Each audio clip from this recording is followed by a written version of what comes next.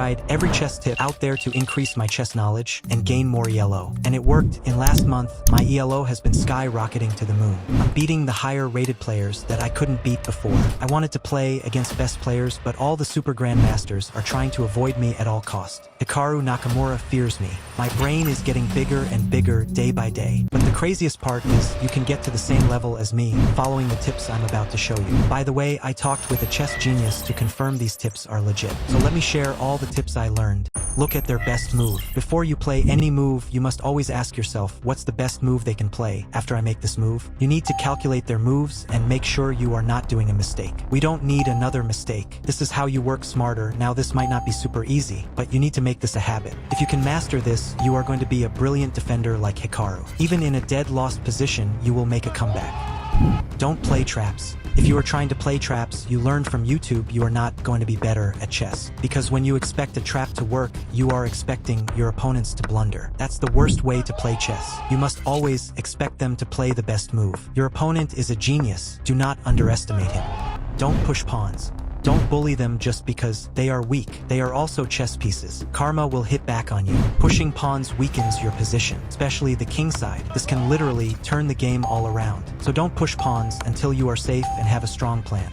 Defense first. When you are attacking, most of the time you might not care about their attack much. Because you are like, my attack is better, I'm smarter, you are the one who has to defend. Now that is dog shit. You must defend first, you should stop their attack. You need to make sure you are safe. Only then you can continue your attack. By the way, you need to defense their main threat, not this which is not a big threat. So don't defend things that doesn't even matter.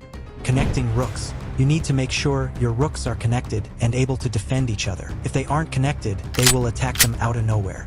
For an example, in this position, white rooks are not connected. So after few moves, black decides to teach him a lesson. But connected rooks makes the position 10 times stronger.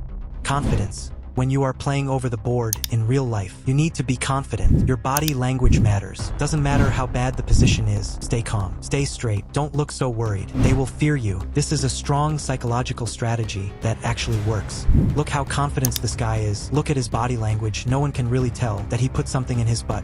That one there was a violation. Develop quickly. You must develop all the pieces as quick as possible. If you don't do this, your opponent will attack you early. They will put you under pressure. So you need to finish the development quickly and take the upper hand. Now you are not going to lose if you couldn't do this, but you have to keep this in mind. 3 pieces are always better than a queen. Even though queen is the strongest piece, it can only do one thing at a time, right? But 3 pieces could be in 3 different squares doing 3 different things. One queen will never beat 3 pieces. She will always lose. In this position, this bishop is attacking the queen. But white realized he can get 3 pieces for the queen. So after the trade you can see black can't make any progress because they can't attack any of these pieces. You just have to make sure everything is defended and black can't do anything. If they want to attack your pieces, they have to give up a rook. That's the only way. And look how much space white pieces has taken. Black can't move to any of those squares. So white ended up winning the game easily. That's why you should never trade 3 pieces for a queen.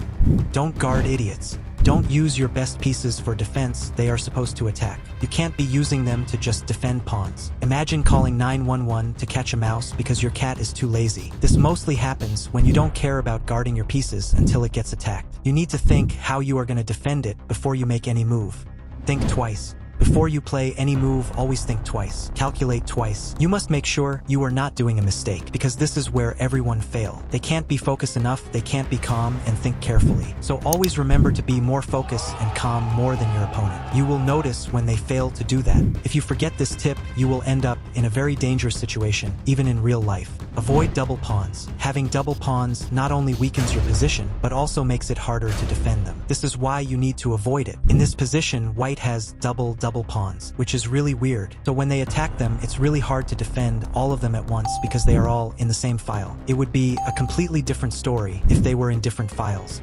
Don't move queen too early. If you take your queen out too early, they will try to attack her. So you will have to make multiple moves with the queen. And suddenly, they have developed all of their pieces and you've done absolutely nothing. For an example, in this position, white takes his queen out without developing pieces, which leads black to develop all the pieces while attacking the queen.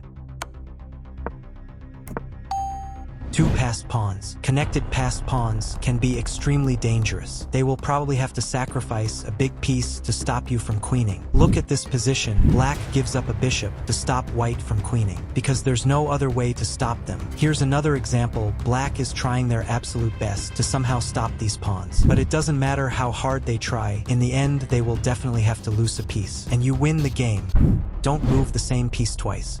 Especially in the opening, when you move a piece, sometimes you might realize there's a better move than that, so you move the same piece twice. This slows down your development. Your opponent will develop before you, and you will get attacked even before you castle. But it's not about just in the opening. If you do this at any point in the game, your progress will slow down. If your opponent is smart, he will punish you. Every single move is equally important. You need to be focused in the game all the time. This is why you shouldn't move the same piece twice. King in endgame. In the endgame, king becomes the most powerful piece. The king mobility decides the winner. So you need to take it to the middle so you can guard your pawns and attack their pawns. But if your king is still in the corner, you've already lost the game. So make sure your king is active. Knights before bishops. When you are developing in the opening, it's better to develop knights first. It's not because knights have a sexy figure, but because they can fight for the center right away. So always remember knights before bishops. Let them take. When you trade pieces, don't take first, let them take. Because when you take, you are giving them a chance to develop another piece. We don't want that. We need them to take first so you can develop another piece and win a tempo. This tip was discovered by a genius chess scientist. Open bishops. Don't close the bishop's vision. When it comes to sniping, bishops are legends. So you need to make sure bishop can move freely anywhere. This is a huge advantage you can have in chess. A bishop who's sniping the king area is an absolute beast. So careful when you move your other pieces. If pawns get stuck like this, the bishop will be blocked. For an example, if you are planning to snipe with this light square bishop, make sure to put your other pieces on dark squares. Take files. This is a very important tip you must remember. Especially in the endgame, if you see an open file, you gotta take it. Now their rook is bad, it can't come here. So you can go into their territory and start bullying them.